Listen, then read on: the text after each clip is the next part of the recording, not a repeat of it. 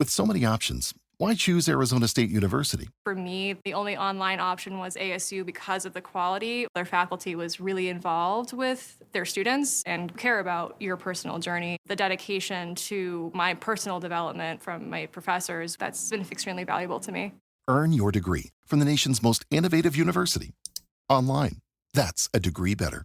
Explore more than 300 undergraduate, graduate, and certificate programs at asuonline.asu.edu. Follow the money. That's what I always say. You always follow the money. Yeah. This is Follow the Money with Mitch Moss and Pauly Howard on VSiN.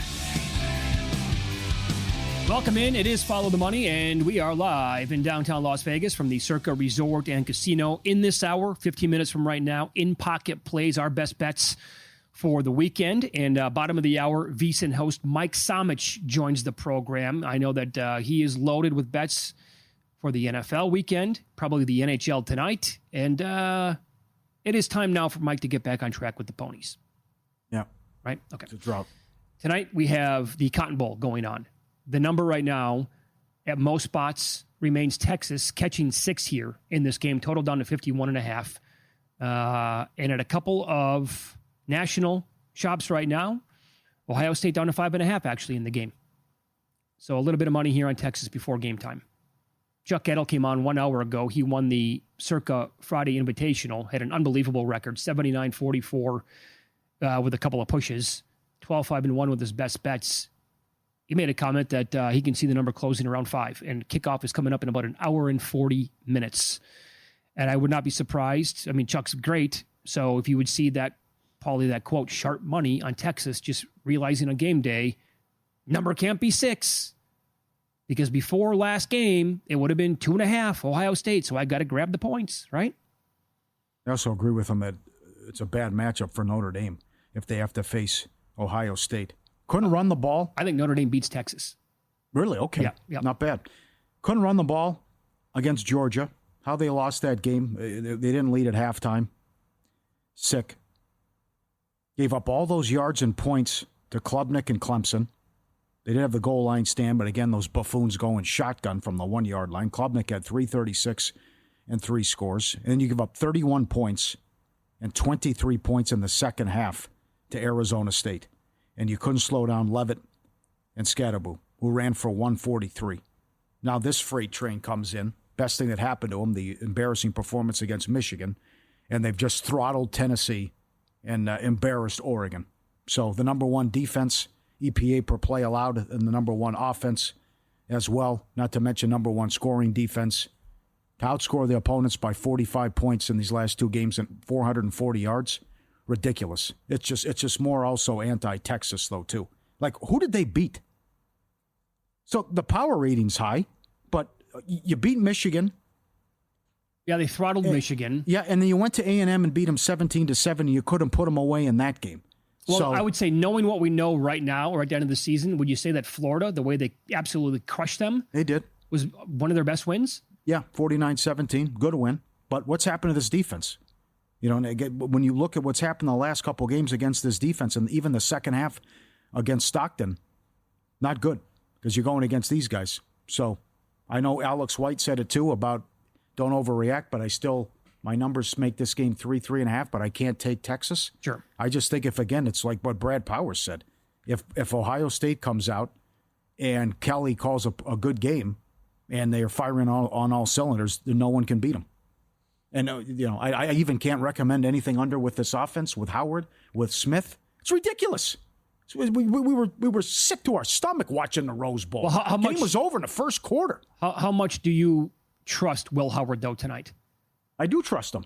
But I don't want you to overreact to the last 2 games. I want you to think about going back all the way from game 1. Yeah, because but he played well in Eugene. Had I asked you after the Michigan game, you would have said, sure, I have no trust in the guy whatsoever. I think a lot of it was based on coaching, though, too. He had a horrible throw in that game, which almost was a pick 6.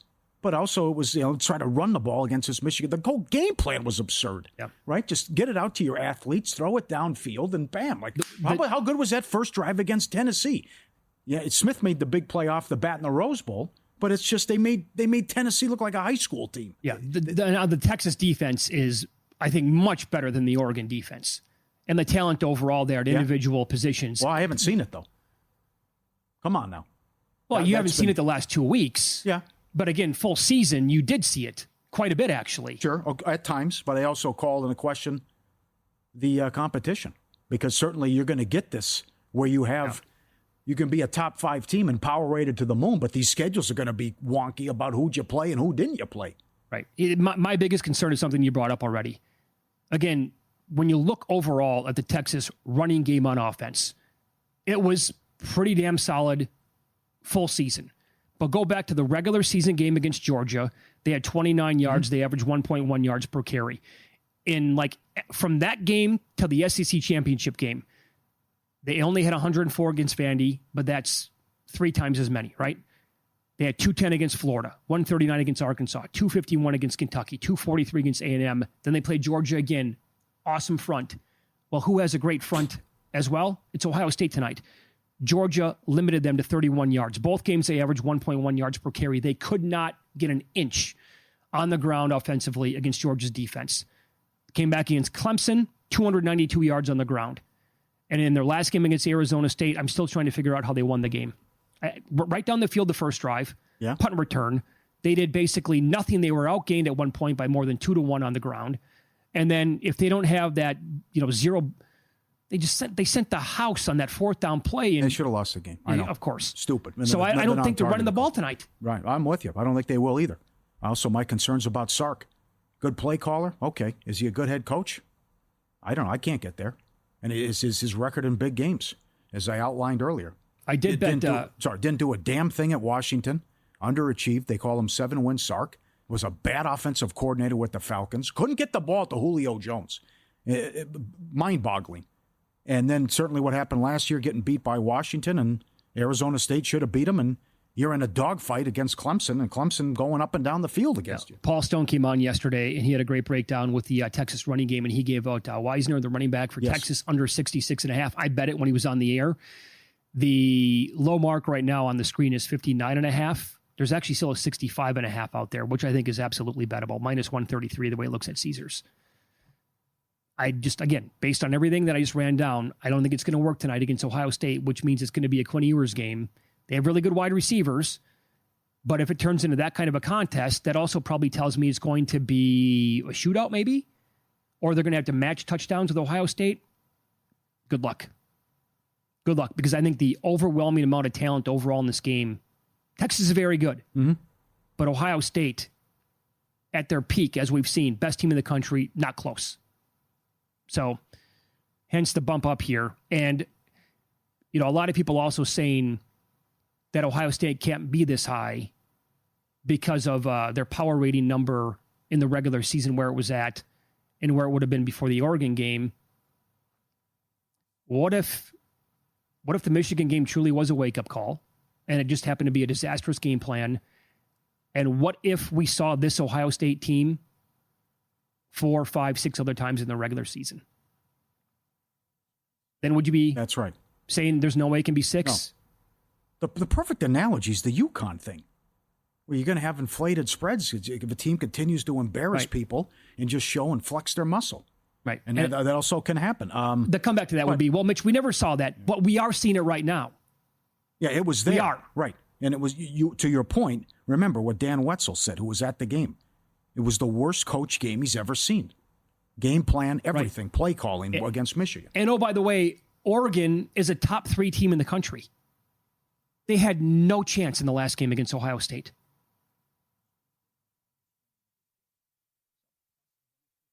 They're $1.45 to score, get the race to 10. They're plus 155 to score in every quarter. Plus 155 every quarter. First 6 minutes and 30 seconds, $1.25. Yes, a score. Are you going to bet the no on that tonight? I will not. I wouldn't either. No. No defensive touchdown. Special teams, minus 270. Over 3.5 field goals, again, plus 290. Should have won last night. Couldn't get a stop in the red zone. Sat on 3.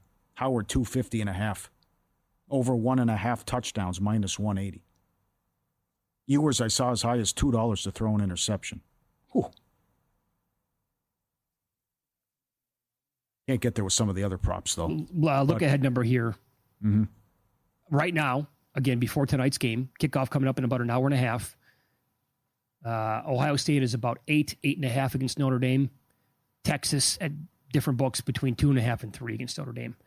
I agree with Chuck again. Thinks it's a terrible matchup if Notre Dame gets Ohio State. I think it's a pretty good matchup if they get Texas. Yeah. But if they beat Ohio State tonight and they're awesome, I can change my opinion on that. Yeah, we get a 4:37 kickoff. Couldn't do it yesterday. We were close though last night. Was it 4:42 or something like that? No, it was higher than that. Was it? Yeah. Okay. I thought it was higher. I thought I looked, it was 4:45. We haven't kicked off yet. If you're the kind of player who wants to drop $10,000 or more on an NFL line at the best price in the market, are you looking for your instant in-play games to be accepted? You need Sport Trade, the app that's revolutionizing sports betting. $4 lines instead of the standard $10. Instant in-game betting, dedicated concierge player service. Sport Trade delivers a premium betting experience like no other. Live in Jersey, Colorado, Iowa, Arizona, and Virginia. Download Sport Trade today, code VSiN. 10% cash back on every wager during your first week. Got to be 21.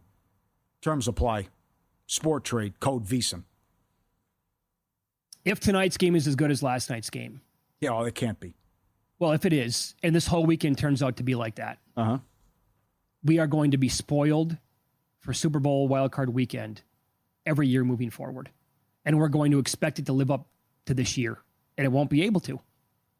So based on that, we need a couple of duds. Well, that's what happens when you can also team doesn't implode and do stupid things with the ball. Although Aller had the horrible interception, but again, going back, SMU, Boise State, you take care of the ball, we would have had competitive games. 3 ties, 3 lead changes, 31 fourth quarter points. Had it all last night. Didn't we just hear this week that Drew Aller's draft stock was rising? Yeah. Which league? 2 months ago, Beck. Talking about 2 months ago, Beck. Go top 10. He got $4 million today to go to Miami. Is that what it was? $4 million. Oh my God. In-pocket plays are up next. I've been told somebody needs to call 1-800-GAMBLER.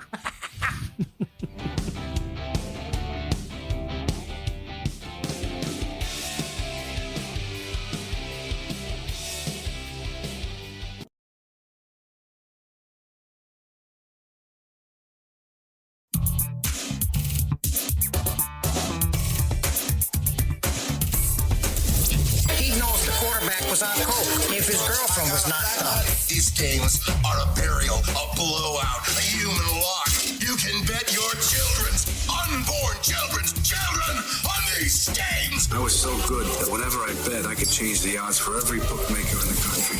Mitch, you remember when George and Kramer went rock climbing with Tony? Of course. They had fun for a little while, right?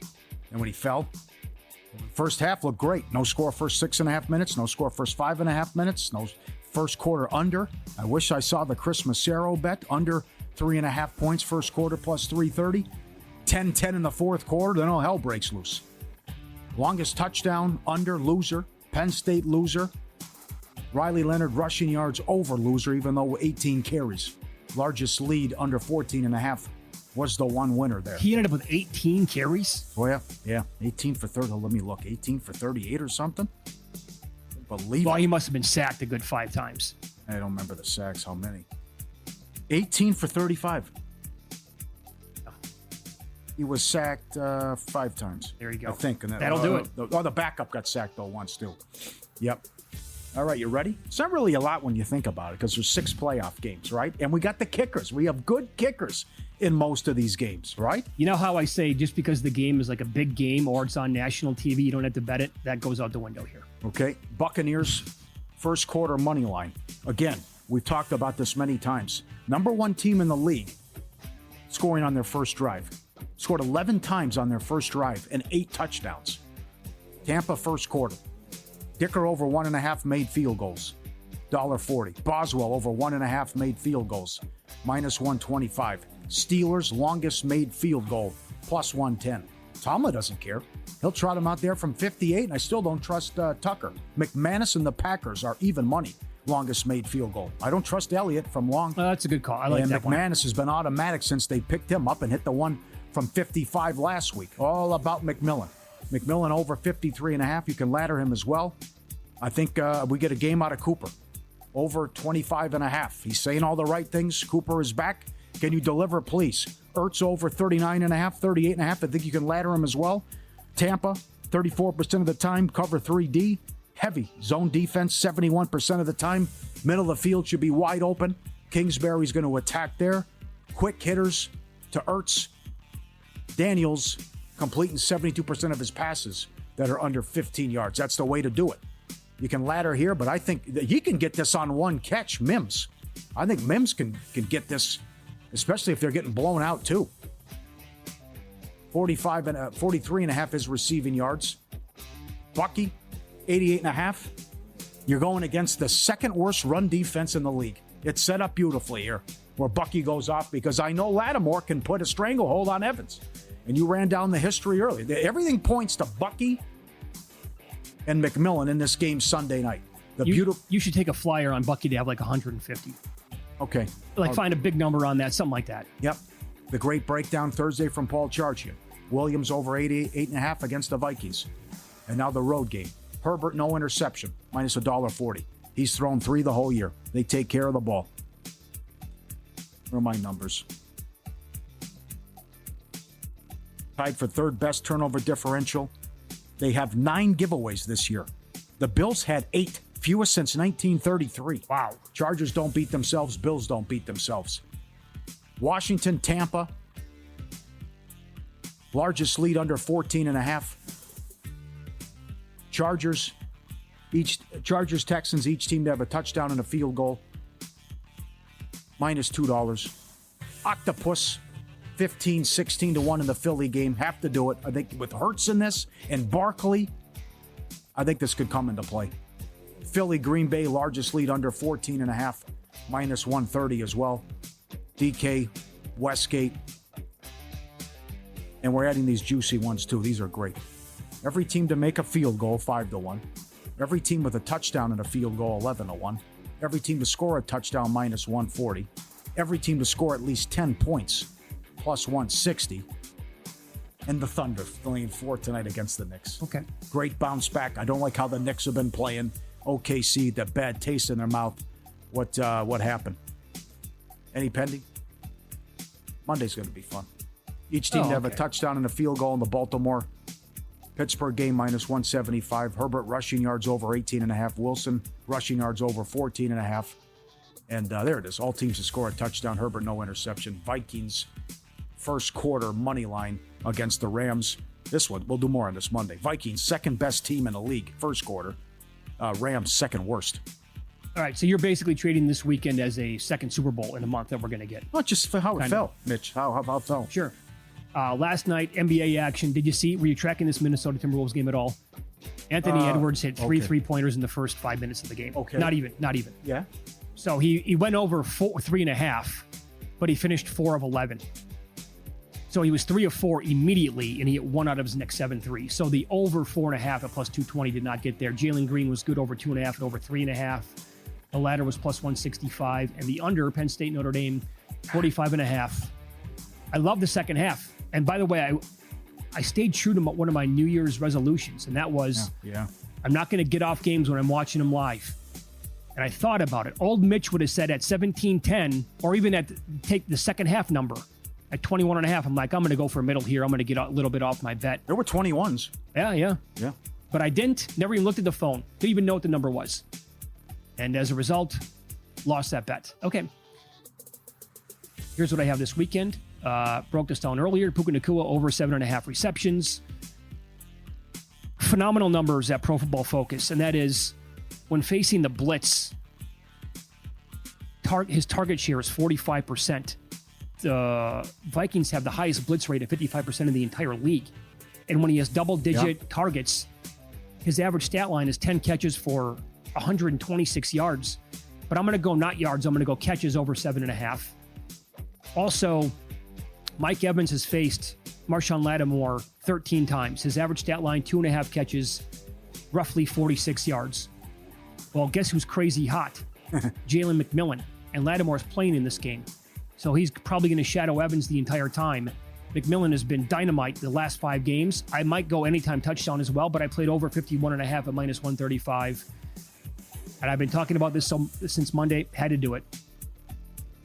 Ravens, Eagles, Bills, moneyline parlay, plus 102. God, I hope you win. Don't lose that. Better not lose. It's been calling my name. I had a hankering to make that bet. I finally had to do it. I don't mind Packers first quarter. You bet that. That was on your list. Not Packers first quarter. It was... Packers' longest field goal. I'm sorry. Yep. 10 times this year, the Eagles got shut out in the first quarter. Oh, they're terrible in the first quarter. Absolutely, yep. All right, ready to take your tailgate to the next level. Got to try Sewell's Barbecue. Born from a backyard cookout in a mason jar of unforgettable flavor, Sewell's has become a Southern favorite, delighting taste buds from Georgia to the Carolinas. From smoky ribs and mouth-watering wings to the perfect backyard burger, Sewell's turns every bite into a flavored-packed experience. Order now, Sewell'sBarbecueSauce.com. Sewell'sBarbecueSauce.com. Flavor this good just a click away. Southern hospitality never tasted so good. We tried it on the air. We've had it. We tried it on the air Tuesday. It was awesome. Love Sewell's. Go get it. For what it's worth, I did play a same-game parlay tonight in the NBA with Dennis Schroeder of the Warriors. They're without like everybody tonight. Yes. They're down Curry. They're down Draymond Green. There's no Kuminga. There's Wiggins no out? Wiggins. Yeah. There's a ton of guys out. They're catching 11 tonight against the Pacers back-to-back. So I played like 2 steals, over 3.5 rebounds, hit like 3 threes, and then like a bunch of assists. I paid a pretty good number. So I just, he's probably going to play 35 minutes. The ball's going to be in his hands a ton tonight. So I took a shot with a same-game parlay and Dennis Schroeder. But I haven't even looked at the NBA numbers in like the last 6 hours, so the numbers could have changed, quite honestly. Well, every team have a rushing touchdown. That dropped from 200 to 90 to 1. Yeah, it doesn't seem crazy, but that's... Did you bet it at 200? No, I only saw it at DraftKings. Oh, okay. Nope. Yeah, passing touchdowns 5 to 1. Every team to score 2 touchdowns 20 to 1. As I mentioned, touchdown to field goal 11 to 1. Safety 3 to 1. You mentioned the overtime plus 2 game go to overtime 3 to 1 plus 250. Is there a game on the board where we could see no touchdown scored? No way. Big number, 200, 250 to 1 or higher. No way. First half, last night, very close. That number was 11 to 1 or higher. That's right. I could see the Charger game. That's the one. Settling. Absolutely. Two reliable kickers. Harbaugh goes very conservative when they cross, opponent's territory and go red zone. Yeah. You got 3 points in your pocket with Dicker. If Stroud could throw some interceptions. Sure. If the number is high enough, I would consider maybe Chargers-Texans first half. Okay, not bad. You want to get nuts? How about Vikings-Rams? Oh, that's nuts. They're moving the game. Cuckoo's nest. Turmoil with the wildfires. The Vikings defense, awesome, full year. Rams defense coming on like gangbusters. Did we see the real Sam Darnold against the Lions? That's why this week's so great. There's so much, so many talented players and firepower here and great kickers and everything. No, there's all the stars are out here. This is dynamite. All right. God, that I can't see, no. Several more bets to consider and make this weekend. VSiN host Mike Somich will run down his best bets coming up on Follow the Money. It's VSiN, the Sports Betting Network.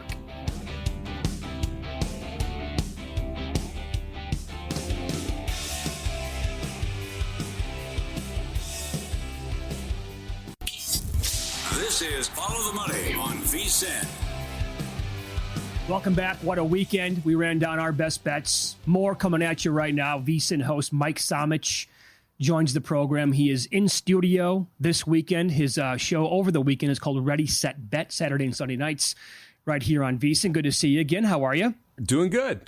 Happy to be back in Vegas for the playoffs. You're going to go to the check cashing ceremony. I should say the check distribution ceremony tonight over at the D. Congratulate all the winners in the contest that we've been following all year long. And now we get to roll out into the playoffs. I'm excited to get this going. All right, let's begin with the game. First game on the board this weekend. Chargers, we all know what they're going through right now along with the Rams, but they're on the road tomorrow. Early afternoon game against the Texans. And on the board, Mike, I don't see a 2.5 anywhere now. They're 3 pretty much painted across the board. Total now down to 41.5. Go ahead, take it away. I did not see the total got popped again here because when I sent over picks around 1 o'clock, this was sitting at 42.5. We talked about it as high as 43.5 on Ready, Set, Bet last Sunday. Yeah. Both Matt and I took a piece of the Chargers minus 2.5 last Sunday. It's tough to lay the full 3, especially with the situation here for the Chargers. It's going to be a 3rd straight road game for them. And then you've got everything that's going on currently in Southern California with the fires. So hard to lay the full field goal here with the Chargers. But when I look at this, I would rather take that side simply because of the advantage I believe they have at coach and quarterback. I like both the offensive and defensive coordinators and the head coach more on the Chargers side. I like the quarterback situation more on the Chargers side. But to me, the way to attack this game, and I would still play it at 41.5. I would see if we can get a 42 before game time, but I like the under quite a bit in this spot. Both of these teams run first offenses. They want to try and establish that run, especially the Texans with Bobby Slowick, what we've seen from him with a runs above expectation on first and second down, really setting up longer down and distances for the Texans there on third down. And the Chargers team is a run-first offense. Now, I believe that the Chargers are more likely to break trend and try and throw the ball early, but I still think that this total is a little bit high here, sitting at 41.5. I thought this should be sitting closer to 41, 40.5 when I was making my numbers, so I played the under 42.5. I would hunt out there and see if you can get a number, because this has dropped a full point here in the last couple hours. This could be you could have 5 field goals. I could see that. Long drives end in 3. Conservative coaches, once they get in a red zone. You're from Santa Barbara. You know numerous people who had to evacuate. What do you think of what the Chargers and Rams are thinking right now? It's got to be tough. I mean, the Rams facility, there was a Woodland Hills fire that was caught right near the Rams facility yesterday. Fortunately, that one is not burning out of control, so that probably not as big of an issue. It's got to be tough for them to just be able to focus, right? That's the biggest issue. I think the Chargers almost a benefit here, knowing they were going on the road, knowing they were getting out of there. The majority of the area that both the Chargers and the Rams live in is not one that has had any evacuation orders, had any issues with that. So I guarantee they have friends that they do know that are evacuating. I mean, I lived in Santa Monica for 10 years. I have 6 friends that aren't in their houses right now. You are going to feel some of that. Wouldn't you rather be at home, though, or at least I know what's going on? Yes. But in terms of I'm on the road and I don't know what's going on with my house. Yes and no. I feel like it's almost easier to separate yourself once you leave that area. And you can just be like, okay, I have to focus on this. This is a business trip. Go and get the job done. All of that leads me to not really wanting to take that 3 with the -3 at that point, because there are a bunch of extenuating circumstances, and why I would lean toward the under there. This Rams-Vikings game, as weird as this sounds, I think it's almost an advantage for the Rams that this moved, because Minnesota would have been, 75-85% of that stadium on Monday night.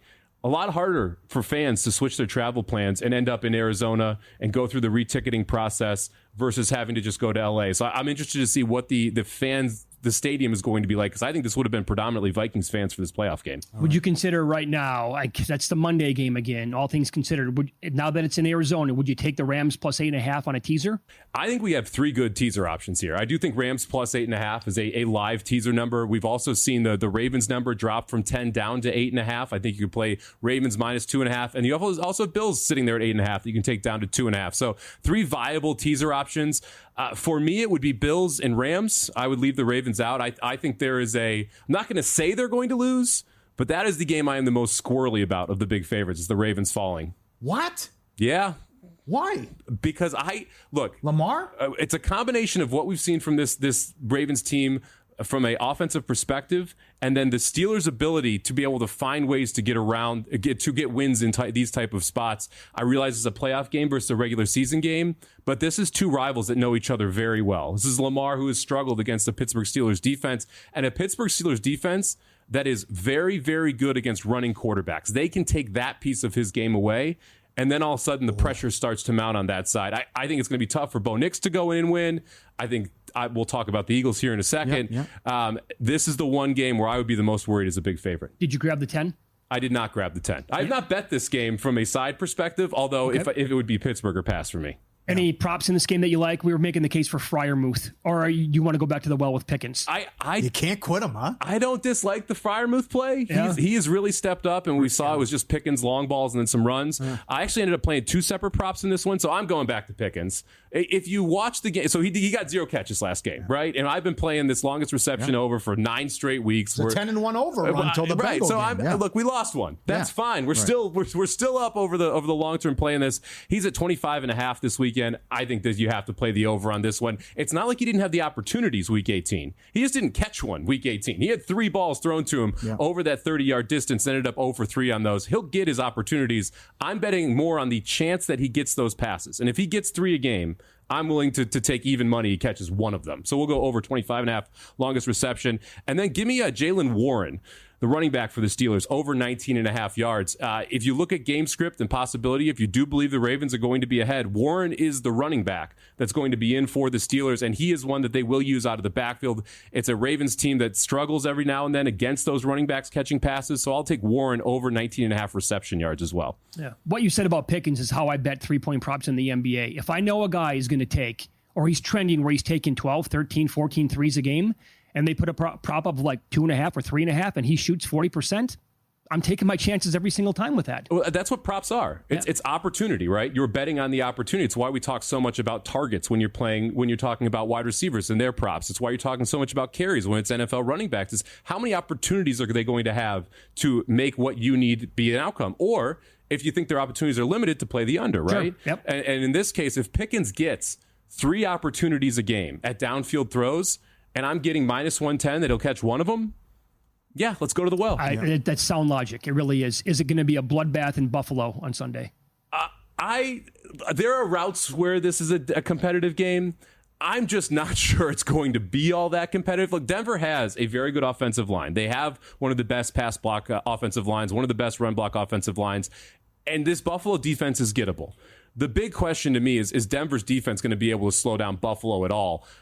I lean toward the over here, which is sitting at 48. I think that's a reasonable play because if you believe Denver's going to score, and I am someone who believes Denver's going to score, I think you kind of like the over because it feels like it's inevitable that Buffalo's going to put points up. I decided to attack this game a little bit differently, though. I went Bo Nix passing props. Give me Bo Nix over 220.5, and then let's ladder him 250 plus passing yards at +165 and 275 at +300 with a simple idea that Denver's running back room is awful. They cannot get any consistent run, and they're getting pushed. So it's not like the line isn't doing it. It's the running back room that's the issue. If I'm Sean Payton, and I'm looking at how am I going to attack this Buffalo defense, it is short passes early. It's trying to beat this secondary. It's trying to control drives by throwing the football. All of that builds up for Bo Nix to throw the ball and be able to get over that 220.5 mark. And then let's look at what the possible game script is here. Let's say they do try and run it. It doesn't work. All of a sudden, Buffalo's up 14. Great. Give me those Bo Nix passes because that also gets you up over those passing yards of 220.5. So to me, I feel like there's multiple routes where he has the opportunity to get over this number. Okay, you teased it earlier. What do you state your case for the Eagles? I love the Eagles this week. Love the Eagles. I went back and looked. My third biggest bet of the year is Eagles -3.5. I bet it immediately when it was released. Okay. I completely disagree with that opening number. We'll just look just from a numbers perspective. This game was 1.5 when it was played in Brazil. We'll go to home field. That makes Eagles -3, right? Now let's talk about what's happened since the start of the season. I have the Eagles upgraded 3.5 to 4 points. I know people who have him upgraded more than that since the start of the season. I have Green Bay as 0.5 better. So that's a 3 to 3.5 point difference, plus the 3 we were at before. You're at 6.5 before I even start talking about the fact that it feels like this is a defense for Green Bay that is disappointed. You've got wide receiver injury issues for Green Bay. I thought this line should be 6.5 when it came out. Really? Okay. So I played quite a bit at 3.5. I would still play it at 5. 5.5 would kind of be my cutoff. Because once you get to -6, the advantage from 6 and 6.5, not a big difference. But I think the Eagles are going to roll this weekend. I don't disagree. I think it's a bad matchup for the Packers. Yeah. Okay. And I also don't know, like, what they're saying all the right things, and Love looked good, I guess. But has he looked that great on the field? I mean, man, it feels like we're still getting Packers prices from last year and what we saw down the stretch and what we expected. Sure. They haven't really, they're the 7 seed. They favored in Minnesota. Right? They haven't really lived up to what we were expecting. And Love has not become the top 5 quarterback people were projecting. There you go. And totally they're still agree. being priced like it. Yeah. People expect the same thing to happen from last year, this season with them. And I just don't see it happening. They were playing a lot better football, I think, down the stretch. Anyway, we'll continue. We'll get his thoughts, Mike Somich's thoughts on the Commanders, Buccaneers, and tonight's Cotton Bowl as well here on VSiN.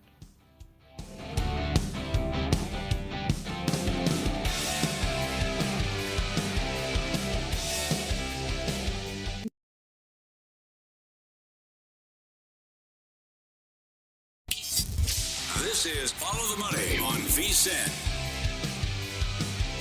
We roll on here on a Friday with VSiN host Mike Somich, his show on the weekend, Saturday and Sunday evenings, called Ready, Set, Bet. on VSiN. Also calling him now the NHL kid. We'll get a couple of NHL plays coming up from you in a minute. I'll give you this first from VSiN's NHL betting expert, Jonathan Davis. Tonight, Utah first period, minus half a goal. Georgiev going for San Jose with his teams this year, Sharks and the Avs. They are combined 119-3 in the first period. It's not good. I love that Blackwood trade that the Avs made. They've been a different team since they got there. You get that we were talking about Stanley Cup numbers on money moves. And the Avs at 13-1, Las Vegas Golden Knights at 12-1. The two that I targeted, I think are still valuable in the market. Okay, so hockey plays in a minute from you. What do you think of the Sunday night game that we have here between the Buccaneers and the Commanders? I'm going a little crazy here from a prop perspective. Okay. This is one of those games I really like the prop side of it. I was hoping this game would get totaled at like 48 when it came out. It came out at 50.5. I think that's about right. I made this game just over 50. I would lean toward the Bucs, but at 3, again, I think the spread is right around correct. But I do think there's a couple specific pieces that jump out from a prop perspective. So first off, Jalen McMillan. I think we've talked about him, 3 of the last 4 weeks, something like that. He's been great. Over the last 5 weeks, he's gone for at least 50 yards. He has 7 touchdowns in those 5 weeks on just 24 receptions. He's clearly become the number 2 wide receiver for this Bucs team. And when you look at the matchup and what the Commanders are going to want to do defensively here, you got to assume it's Lattimore and Evans. They're going to man up. And then if I'm the Commanders, I'm selling out to stop the run. Yep. I'm saying, okay, make it Otten, make it McMillan to have to beat me. Great. Let's go McMillan over 49.5 receiving yards. The number he's, like I said, eclipsed 5 straight games. I also played McMillan over 49.5 and an anytime touchdown. That's plus 300 when you tie the two of them together. So like McMillan over receiving yards and his over receiving yards and anytime touchdown together. And then give me Jaden Daniels here over the 46.5 rushing yards as well. I always talk about how in high leverage games, you see these quarterbacks take off much more often. If you look at what Daniels has done since the bye, he went over in 3 straight games. Week 18, he ends up going under. His prop was at 47.5, I believe it was, against the Cowboys. He only played a half of football, 4 carries, 27 yards, so on target to go over before he got pulled. I think he's the key to Washington being able to run the football. This is a Tampa defense that has given up around 60 yards per game over the last 5 games.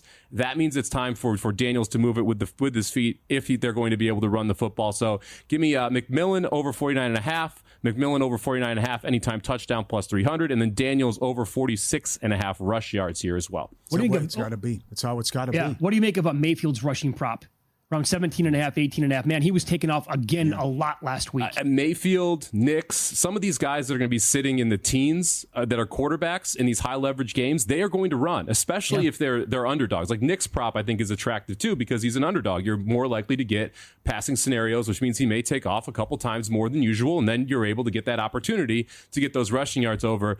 Mayfield's been doing it all season. It's either extending plays or taking off and running with the football. I did not personally play it, but I like the idea behind these quarterbacks that are a little lower numbered rushing in the playoffs specifically. Okay, we have another big college football game tonight, the other semifinal. The entire world here at VSiN, I think, was on the under last night, and I still don't know how it went over, but it did. Alas, we move on. Do you have a play on Texas and Ohio State? I do. So I thought this was a very difficult game to bet from a side perspective. So if I look at my year-long numbers, it's an easy Texas bet, right? 6 is too high. It should be around 4. If I look at just the last 2 games, 6 is way too low. It should be Ohio State minus 8. And so you really have to decide, do you believe what we've seen recently, or do you believe the full breadth of data? I'm more lean toward believing what we've seen recently, because if you look at Ohio State on the defensive side, we've seen a shift from a single high safety to 2 high for them.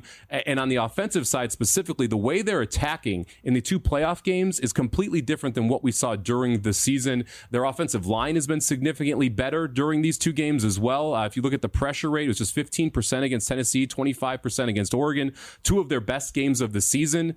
If you don't heat up this Ohio State offense, they're going to be able to find these 15-yard, 20-yard routes, and that's specifically what Texas struggles with. So I think Smith has a big game. I think Ohio State has the ability to win this football game and cover.